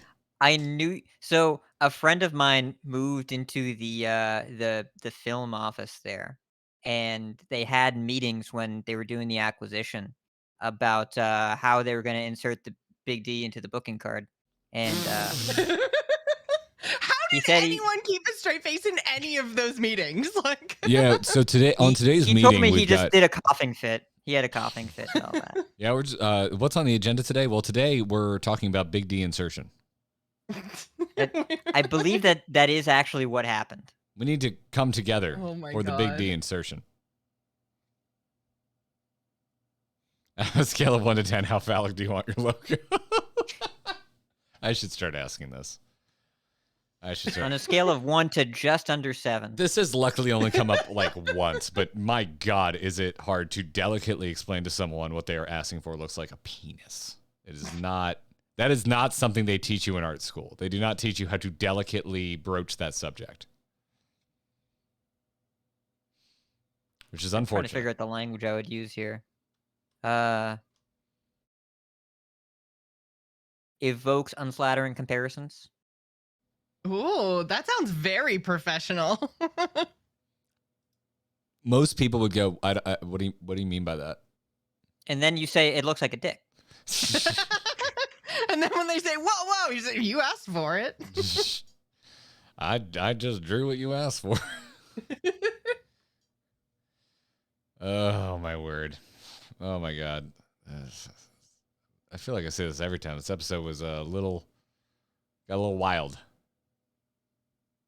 But I'm starting to think that it might just be the content that we create. I'm okay with that. I don't know what that says about me.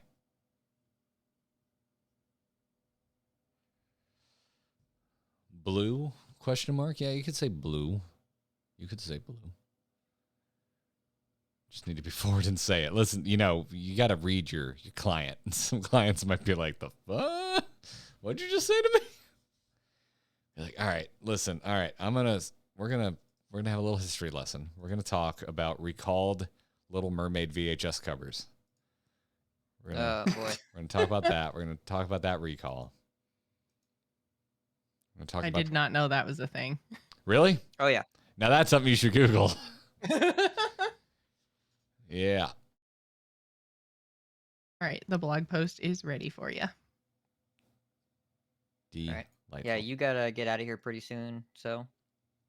Yeah. That I do. I would like to get up and stretch before it's time to do raidy things. Thanks for hanging, everybody. I'm going to bring the stream down now. See you soon. Bye, friends.